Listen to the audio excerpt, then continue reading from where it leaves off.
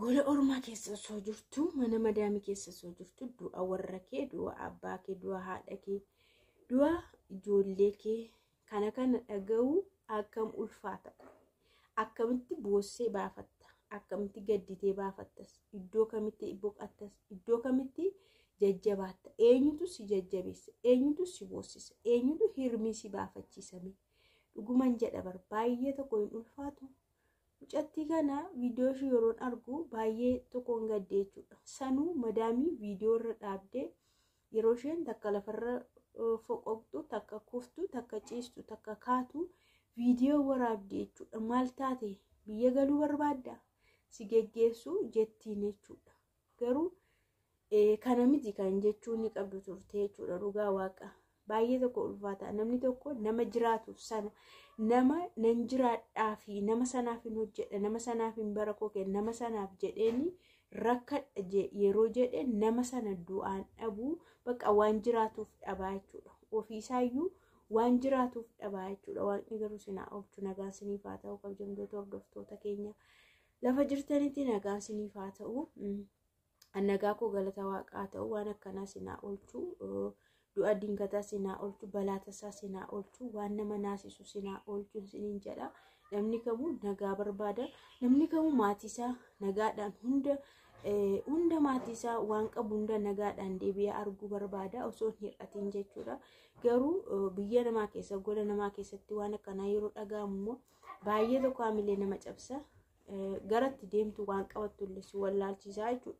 Ibin namni kee du'ee miti mucaan kee du'ee miti haati kee du'ee miti. Maallaqa yoo si dhoowwatan iyyuu akkam si gaddisiisa haamilee si dhoowwa bu'aa hojii hojjetta bu'aa ol kaata bu'aa ciistaa jechuudha. Inni iyyuu baay'ee nama dhiphisa. Kanaaf madaamiin viidiyoo waraabdee TikTok irratti gadhiiste jechuudha. Mee mucaan kun amma du'a dhageessee jirti. Du'a mucaa ishee dhageesse waan biraa miti bara. Mucaa ishee jechuudha. Namni ijoollee yeroo qabaatu baay'ee kan inni rakkatu ijoollee isaafidha. Irra caala jechuudha. Parsantii 100 haati tokko mucaa qabdi taanaan daa'ima godhatteetti taanaan eenyu olitti ofii olittis daa'ima ishii sanaaf jiraatti. Daa'ima ishii sanaaf hin duute jechuudha. Daa'ima ishii sanaaf waan hin goone hin qabdu. Daa'ima hin qabdu yoo ta'e immoo warra isheetiif jiraatti. Haadhaaf abbaa ishii obboloota isheetiif jiraatti. Sadarkaan isaa akkasii jechuudha. Garuu daa'ima kee ati kaawwattee abdii godhattee naa guddataa jira jettee ilmoon qaba jettee waan itti boraara galfadhuun qaba jettee biyya namaa keessa yoo dadhabdees yoo gubattees yoo dhukkubsattees mucaan koo naa guddataa jirti jettee nama ati haamilee godhattee hojjettuuf sun hin du'e mucaan kee jedhanii yoo sitti manii maal goota eessa lixxa dhugaa waaqa baay'ee tokko ulfaataadha jechuudha. Yeroo kana itti manii intalli kun jechuudha boo'uullee hin dandeenye. Akkamitti boossi?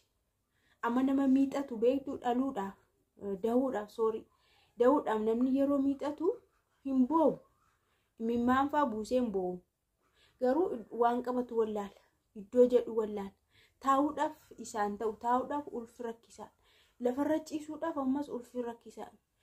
Waan ta'eef waan godhu hin beeku jechuudha. Bakka isheenis akkanuma taate hin miixatte dhugaa waaqa miixatte. Madaamiin kaameraarra dhaabde. Maal taate? Deemuu barbaaddash biyyatti galtaa? Kaamera maal fayyadaadha baran? Kaamera maaliif waraabdi? Kaamera dhiistee maalidha jettee hin gaafattu? Bakka kana rabbuma fide miti ofitti hin qabdu. Inshaallah miti bakka dhaqxee ilaalte yookaan dhaqxee maal goota kan sabari. Maal hin jettuuni nuun duuna ati hunduuta baqqaan jettuun dhugaa waan jettiin jajjabeessitu dhuguma dhaban.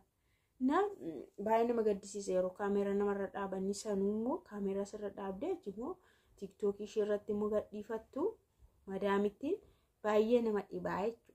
Waan nama naasisu waan ta'eef nama hundatu ilaala. Kanaaf jettee isheen viidiyoo ishee waraabde. Inni kan biraa akkamitti itti himan garuu akkamitti itti himan dhugaa waaqa amma akkamitti itti himan yeroo dheeraa akkoo sobuun hin danda'ama. Osoo itti himiin immoo koottu jechuun hin danda'ama.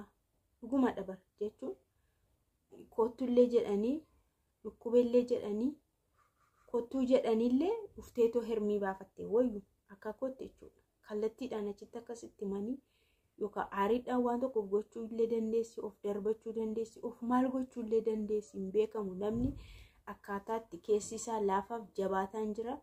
Namni of jabeessu jira. Namni dandeehumaa of hin jabeessine immoo jira jechuudha. Ani garuu warra kallattiidhaan mucaa kee du'ee jedhee akkanatti itti himeetu na dhibee jechuudha. Itti himuun hin barbaachisu. Kun yoo ta'e illee fakkeenya biyyuma keenyattu jechuudha. Yookaan nama hamma kana fagaatee jiru miti biyya keenyattu dafa qaqqabadhaayyuu yookaan mana yaalaa jirraa yookaan dhukkubaa jiraa koottaa isinin eebbise jechuufidha. Koottaa waa dubbachuufidha. Abbaan keessanii haati keessanii isin eebbisuufi yookaan immoo isinitti himuufi yookaan waan ta'e jedhamee mala wayitiin namni sassaabama jechuudha. Yaa keessi kee hin shakka already murteessitu du'aadha jettee si murteessitu hin shakkamaa du'aadha laatamuu maal ta'an jecha shakkiidhaan deemta. Achi yoo geessee barte homaa miti bakka geesseetta argiteetta du'aadha garaa kee kutatta dhugaa waaqa. Isaan kunis yookaan kottu dafitii kottu jedhanii dhukkuba jedhanii erguma awwaalanillee torban tokkoffaatti ho'aa marratti soo dhufte hirmiishii baafattee boossee bakka garaashii kutattee jechuudha. Garaashii kutattee gara jireenya itti fuftii jechuudha. Isa du'e faana du'ani waan ta'eef gara fuulduraatti deemu malee dhugaa waaqa yeroo haati duutu yeroo abbaan du'u yeroo maal jedhu dafanii itti himu sirrii miti. Yoo ta'e illee tuuraanii suuta suutaan jedhanii yookaan namatti himanii hiriyoota barbaadanitti himanii guyyaa wayii qabanii nama bira kaa'anii nama wayiillee bira kaa'anii itti himanii akka isheen boossu. Namni sun immoo jajjabeessee boossisee boo'uunillee baay'ee boo'uunillee waan tokko dabara. Boossee baafachuunillee jechuudha. Yamaal ko itti boossee baafachuunillee waan tokkodha. Garuu baay'ee ulfaata. Waaqa sinaa oolchu malee baay'ee tokko ulfaata. Wanti akka ijoollee daa'ima ofii immoo hin jiru kamuma garuu akkaataatti aantee qaba malee hundisaayyuu baay'ee nama gaddisa, hundisaayyuu nama miidha, hundisaayyuu nama hir'isa jechuudha. Waan akkasii biyya namaa keessatti dhagahuun jechuudha.